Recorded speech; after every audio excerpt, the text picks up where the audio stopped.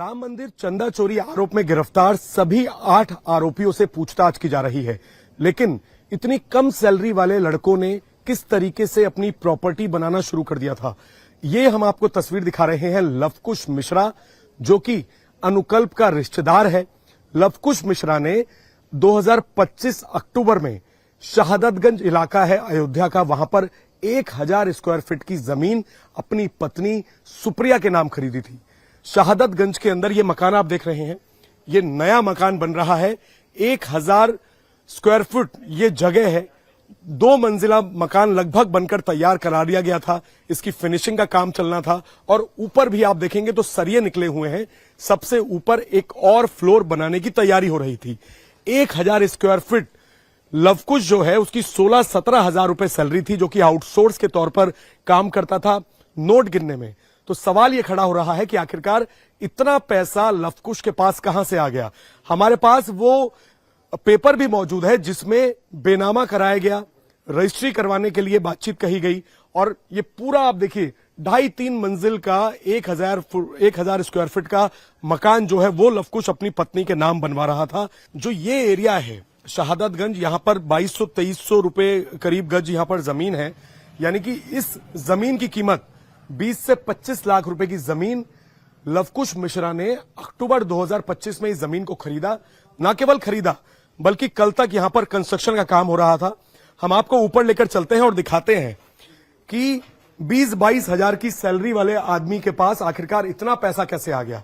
ये स्टार्टिंग देखिए, बड़ी पार्किंग का स्पेस, और यहां पर आप देखिए ये एक कमरा यहां पर बनाया जा रहा था। इस तरीके से यहां पर बीच में कितना बड़ा ये हॉल का एरिया है और ओपन किचन यहां पर बनाई जा रही थी। ये देखिए किचन की यहां स्लिप पड़ी हुई है, ओपन किचन यहां पर बनाई जा रही थी।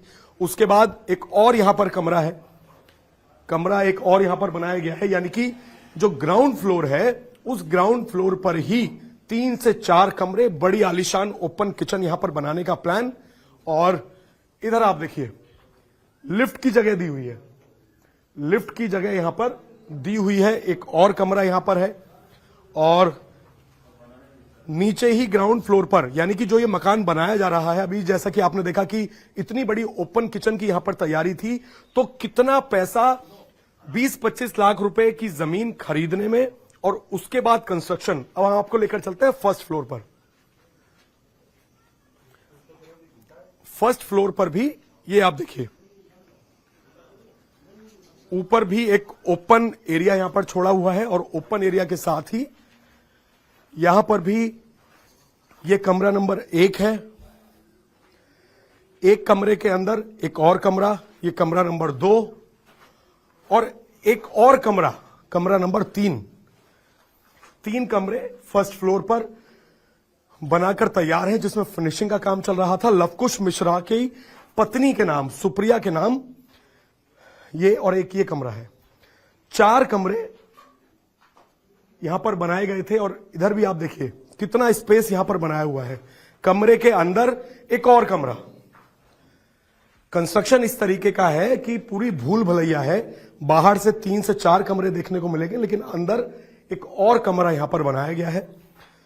तो सवाल लवकुश मिश्रा जो कि अनुकल्प मिश्रा का रिश्तेदार है, ये देखिए 2 फ्लोर बनके ग्राउंड और फर्स्ट फ्लोर बनाकर तैयार, और ऊपर भी इधर चाहूंगा मेरे सहयोगी अमित ठाकुर आपको दिखाएं, क्योंकि अभी यहां पर काम चल रहा था। इससे आगे हम नहीं जा पाएंगे क्योंकि पानी यहां पर भरा हुआ है छत पर, और भी सरिये ऊपर निकले हुए हैं। इन सरियों का मतलब है कि एक फ्लोर और ऊपर बनाने की तैयारी। 25 लाख के आसपास की 1000 स्क्वायर फीट जमीन खरीदी गई और 3 फ्लोर का, अगर आप कंस्ट्रक्शन का खर्चे का हिसाब लगाएंगे तो फिनिशिंग तक एक फ्लोर पर 25 से 30 लाख रुपए लगते हैं। तो सेकंड और थर्ड फ्लोर लगभग 50-60 लाख रुपए इस मकान को पूरी तरीके से तैयार करने में लगते हैं। अब सवाल यही है कि लवकुश मिश्रा जो कि पहले जो कौशलपुरी है वहां पर अनुकल्प के घर के बाहर रेंट पर रह रहा था, और लवकुश मिश्रा को बताया जाता है कि टिन्नू यादव के कहने पर बैंक का आउटसोर्स लगवाया गया, जिसमें बैंक के कर्मचारियों की मिलीभगत की भी आशंका बताई जा रही है। 20-25 लाख रुपए की जमीन अभी अक्टूबर में खरीद ली, ये 1000 स्क्वायर फीट की और 3 मंजिला मकान बनाने की तैयारी, जिसमें लगभग 50 से 60 लाख का खर्चा आता है।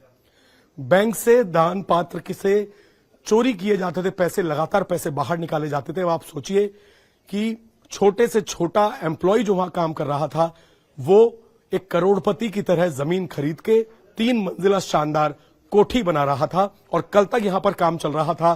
फिलहाल आज यहां पर काम नहीं हो रहा है, कोई मजदूर यहां पर मौजूद नहीं है, लेकिन लवकुश मिश्रा गिरफ्तार होने से पहले लगातार यहां पर ठेकेदार को काम समझाने के लिए और पैसे देने के लिए आता रहता था। अयोध्या के सादतगंज इलाके में जमीन का बेनामा अक्टूबर 2025 में हुआ था। इंडिया टीवी के पास इसके पेपर्स भी हैं।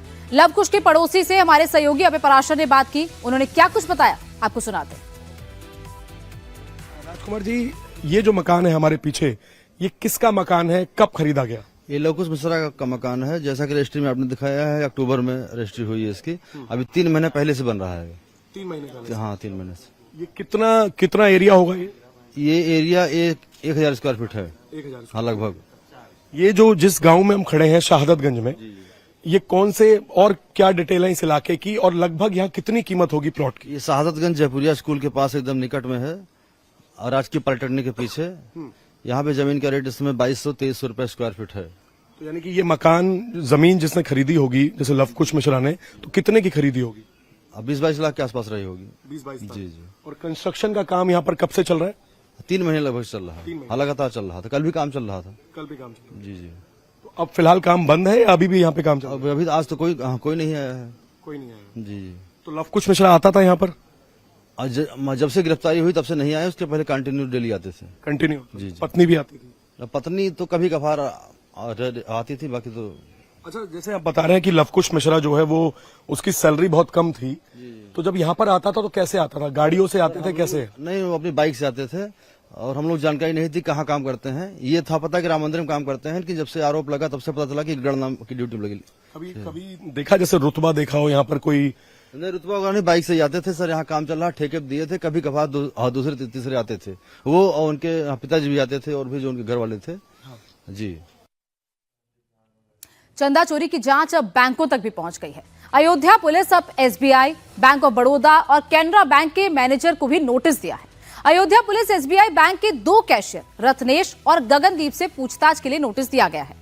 बताया जा रहा है कि एसबीआई ने इन दोनों कैशियर को ही चंदा की गिनती की जिम्मेदारी दी थी और इन दोनों के अंडर में ही अनुकल्प, लवकुश, रमाशंकर, करुणेश जैसे 6 संविदा कर्मी थे। जेल में बंद 8 आरोपियों के खाते खंगालने के लिए बैंक पहुंची है पुलिस। अयोध्या पुलिस के 2 पुलिसकर्मियों ने सादे कपड़ों में एसबीआई, राम मंदिर ट्रस्ट और आरोपियों के खातों की जानकारी मांगी है। सूत्रों के मुताबिक पुलिस राम मंदिर ट्रस्ट के लॉकर्स की भी जांच कर सकती है। तो ये जांच अब बैंक तक भी पहुंच गई है, जिसमें 3 bank SBI, bank of Baroda और कैनरा बैंक इस वक्त रडार पर है। राम मंदिर चंदा चोरी मामले में पुलिस की इन्वेस्टिगेशन लगातार आगे बढ़ रही है। उसी हिसाब से जितने लोग हैं उनके बयान दर्ज करने का सिलसिला शुरू कर दिया गया है।